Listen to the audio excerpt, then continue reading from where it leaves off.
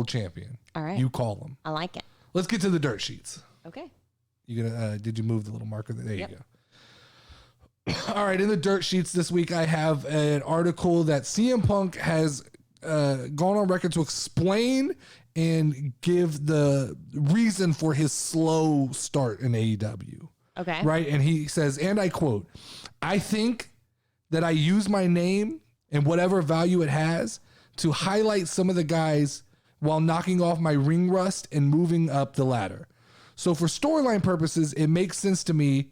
And I always remember guys helping me, and they were few and far between. I think more people should help more people, and I'm just trying to do my best to do that." What the fuck is he talking about? Who the fuck has he helped in AEW so far? You know, all those no-name guys that he's Who fought. has he helped? Your fucking ego is just a little bit inflated if you think that beating Darby Allin, that beating all these young guys, is somehow putting them into a different spotlight than giving them 1 week, one match, giving Eddie Kingston one match. You're not putting any of these guys over. Let's not kid you. You're using these guys as stepping stones to launch yourself back into the spotlight, which is fine. Got no problem with that, right? Wrestling's a cutthroat business. The best, the cream should rise to the top. Every time. Mm-hmm. But let's not fucking pretend while you're doing it that you're somehow a company guy and you're putting over all these young guys and all these young guys are benefiting tremendously. The show entirely is benefiting just because CM Punk brings eyes to the product. That goes without saying. But what's not happening is CM Punk is not just putting over these young guys one after another, week after week. Someone name one person that he has fucking elevated in the last couple weeks. I'll fucking wait. I'll wait. Name one person. It's not there. We touched on it earlier, but there is a WWE COVID-19 outbreak. Omicron has placed itself as the number one contender and taken out WWE superstars. This past week, we had no Roman Reigns. We had no Seth Rollins.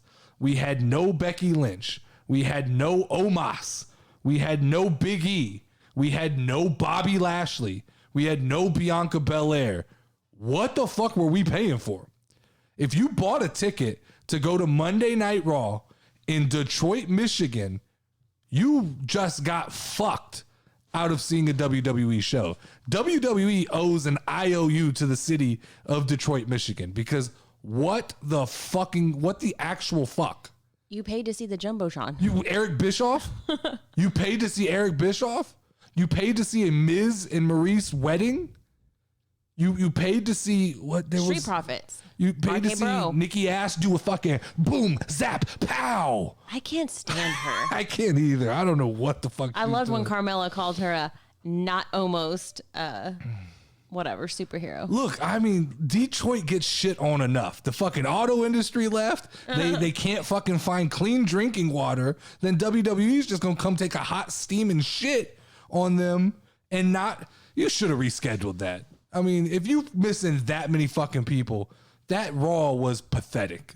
Terrible money. And everybody knows I'm a WWE guy at this point, but that was just garbage. Terrible. Fucking COVID just ruined Detroit, Michigan. If I was a little kid and I got that for Christmas, right? I woke up Christmas morning and my present, I opened up my fucking presents and there was fucking 2 tickets to go to Monday Night Raw. Mm-hmm. I'm hyped up. I'm like, Mom, I'm going to see Bianca Belair, Mom. I'm going to see Seth Rollins. I'm going to see Becky Lynch. And then you fucking get there and none of those people are there. Mm-hmm. I'd be like, oh, this is bullshit. Yeah. I want some fucking G.I. Joes. Get me something else. I wonder if anybody complained. I don't know. I don't know. I would. I don't know who you complain to. I would have been on the phone. Write a letter. Karen out. Yeah. We got Kurt Angle came out and talked about Jeff Hardy. He said he needs to take a long look at himself in the mirror over, Kurt Angle struggled with some addiction. Yeah. And it's obvious that, these fucking AEW people and there's WWE people as well, but there's these hardcore Jeff Hardy fans that are going to defend him to his grave, right? He can do no wrong. Obviously, there was something wrong. Obviously, WWE doesn't fire him if they don't at least suspect there's some kind of issue. Quit with this bullshit narrative y'all are trying to give that like he was faking drug problems or faking alcohol problems so that WWE would fire him. First off, WWE is not that stupid. Secondly, when you have a tarnished image like that, you're not going into that bag of fucking tricks. Right? If Jeff Hardy really wanted out of WWE, I imagine as a grown-ass man, he could walk up to Vince McMahon and say, I'm not happy here. They fucking get rid of him. He goes 90 days on a non-compete, and then you're back to doing what you want. Obviously, he's got demons. He's got skeletons in his closet, right? But why the fuck do people give him a pass? I mean, look at him. He looks like he's on drugs He or does. something. He does have the look. But why? What is, like, so many other people don't get a pass for things they go through. Why is the WWE and wrestling community just willing to give him a fucking pass and just make up, we don't know the true facts. Let's not. And I initially was like, I'm not going to speculate. I'm not going to overreact. But given what I've seen, it's pretty obvious there's some kind of fucking addiction there.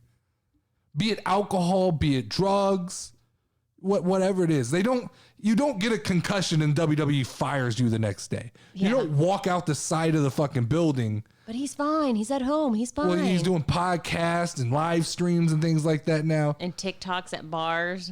But even let's go outside of like the drug allegation, outside the alcohol. Why do people love him so much?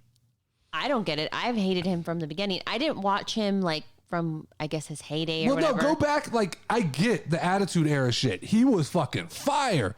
But like, let's go 2021. Jeff Hardy is just an average to poor wrestler.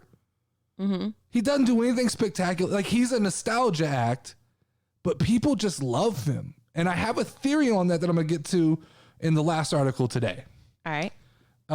This is just a quick shout out here. So shout out to Jim Ross. Apparently he is cancer free again. Congratulations. That motherfucker took 3 weeks off. It feels like just went and whooped cancer's ass and decided I'm fucking coming back, guys. I just might watch AEW. I just needed like a fucking month off to go whoop cancer's ass, come back. Shout out to the year 2021, because with all the bad shit going on, COVID and all this stuff, it does feel like that we're whipping cancer's ass pretty tidily now. Like, I'm starting to see a lot of people get like Roman Reigns had leukemia. He was out like 6 months and he's fucking back. Jim Ross leaves for 3 weeks and he's just cancer free. Yeah. So shout out to that at least. At least we got something going for us, right? Yes, sir. Last article of the day is, and I just read this before I got on, and Jesus, I hate this, man. And hate is a strong word, but there's not many wrestlers that I hate. Eddie Kingston said he doesn't want to be known as a locker room leader. Okay. He says, and I quote, I don't like it. I don't want to be a leader. I just want to do whatever I do because people aren't going to always like what I do when it comes to the locker room and stuff like that. You know what you call a person who says something like that? I know. A selfish prick. You have a responsibility. Anytime you are in an organization, and let's not get it twisted, wrestling is not a competition. It's a team sport, right? Yeah. You go out there and you put your what do you call them? Your coworkers. You put their lives in your hands every week, right? You're doing these moves. You have to be safe. You go back in the locker room. You're supposed to set an example. Yeah. That's what you're supposed to do. You're not supposed to be an asshole. And when you have this fucking mentality of like, well, I'm just going to fucking be me. He goes on to then say, he goes, I think, the crowd just resonates with me because I'm so authentic. Look, man, anybody who calls themselves authentic, you're not authentic. Yeah. You're playing a fucking character. I guarantee you 90% of people in this world could whip Eddie Kingston's ass in a fucking fight outside of wrestling. Yeah. He's overweight. Chubby, he's overweight. He's just kind of, I don't know how tall he is, but he's not an overly fucking big dude. There's a reason. I refer to him as like a mechanic, right? That's what he. Yeah, he just looks like a New Yorker, right? He's a fucking Italian, Puerto Rican, Irish, whatever he is. Yeah. And he's just a dude, and that's cool. Like, that's great. Shut the fuck up and wrestle. There's a reason guys like CM Punk and Daniel Bryan and Cesaro, these guys don't fucking like you, because what they do is they take their job seriously, right? whatever part, like CM Punk tries to master his craft. Bryan Danielson has obviously more than anybody else mastered his craft. Cesaro, fucking a specimen of physique. Yeah. And looks like he's trying to master his craft. Then you got Eddie Kingston, who looks like he sits in the back and eats fucking ding dongs and ho hos. But I'm authentic. But I'm authentic. But then he's got fucking, like, he's crying half the time, and then he's fucking nuts. Just shut the fuck up. It's okay. It's okay to have mental health problems. It's okay to do it, but just shut the fuck up about it. Stop talking. Stop doing these interviews where you're fucking trying to convince me I'm so authentic. I'm not a locker room leader. No, you're a fucking idiot is what you are. Like, shut up. I wanted to like you, but shut up. That's all I got for today. Let's go into 20 questions. Oh, All wait, right. no. I had one more thing. What? I did have one more thing. Okay. And this was, this is going to be taking a shot at AEW fans, right? All right. This is what I was talking about earlier when I said I had a reason for why people like Jeff Hardy. All right. AEW, and this is people gonna hate me for this. I know. AEW has this weird fucking appreciation for guys that look like you could find them sitting in Buffalo Wild Wings on a fucking Thursday night watching football, right? AEW fans either like guys that are way too fucking short, way too fucking fat, or 97 years old and past their prime. Like, name me one big guy. Name me a big name in AEW who doesn't fit those three criteria. Name me one. Kenny Omega looks like a guy who'd be sitting in fucking Buffalo Wild Wings, right? He looks like Eastbound and Down. Yeah, that's what I'm What's saying. his Like, name? he Yeah. looks like a guy, like a crazy guy that's drinking fucking Coors Light at Buffalo Wild Wings, right? Yeah. Yeah. But name me one. Darby Allin, way too small. Itty Adam bitty. Cole, small. Bitty. I guess Cody Rhodes would be the only one that's like a. Yeah, but he's still little, I would consider. No, he's like, not. He's a bigger guy. Is he? Yeah, Cody's pretty big. But yeah, I mean, you can't put together. I truly believe that the AEW fans like the AEW wrestlers because they feel like they could be them, right? When you look at Drew McIntyre and man. Roman Reigns, like, I look at them and I go, I could never look like that. No matter how many fucking times, no matter how many salads I eat, no matter how many times I go to 24-hour fitness, I'll never fucking look like Drew McIntyre or Roman Reigns, right? Yeah. Or Braun Strowman. A lot of the WWE guys that people hate on, it's a lot about size. It is about size. A lot of it is about size. And a lot of it is about fucking physique and age. And WWE has big characters. And I think AEW fans fucking like AEW wrestlers because MJF looks like the fucking nerd at your high school. Definitely. Right? He Yeah. looks like someone from fucking the movie Grease or something. Yeah. And so, they make the comparisons between the Miz and